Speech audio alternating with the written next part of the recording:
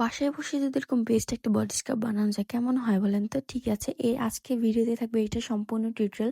তো আপনারা মন দিয়ে দেখবেন। আর আমি বডি স্ক্রাবের আমি এখানে পরিমাণটুকু দেখিয়ে দিচ্ছি, আপনারা দেখলেই বুঝতে পারবেন। ঠিক আছে, আমি 1 কাপ পরিমাণে এখানে চিনি নিব। আমি পরবর্তীতে চিনি এখানে আরেকটু দিয়েছিলাম, কারণ চিনিটা আমার একটু কম হয়ে গিয়েছিল। আমি চিনি দিয়ে দিয়েছিলাম, তারপরে 1 কাপ দিয়ে দিয়েছিলাম বেসন, তারপরে হাফ অল্প একটু দিয়ে দিয়েছিলাম আমাদের চালের গুঁড়া। দিয়ে সব একদম সুন্দর মতো মিক্স করে নিব। তারপর দিয়ে দেবো আমি অলিভ অয়েল। এই তো দেখছেন, অলিভ অয়েলটা দিয়ে দিয়েছিলাম আমি 1 চামচের মতো।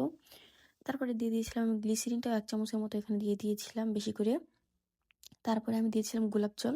গোলাপ জলটা কিন্তু পরবর্তীতে আমার বেশি লেগেছিল এটাকে করতে।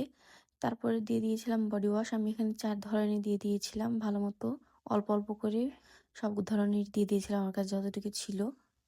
ঠিক আছে, এখানে আমি সব একদম পরিমাণ মতো দিয়ে ভালো করে মিক্স করে নিয়েছিলাম।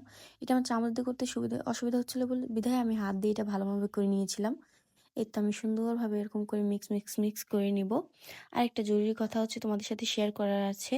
অনেক কাপড় আমাকে ইনবক্স মেসেজ দিয়ে বলে, আপু দেখো তোমার মতো আমার বডি স্ক্রাবটা হয় না ঠিক এইরকম হয়ে থাকে। এই যে আমি ছবি দিয়ে দিয়েছি, অনেক বেশি তেল হয়ে যায় বা ঘন হয় না।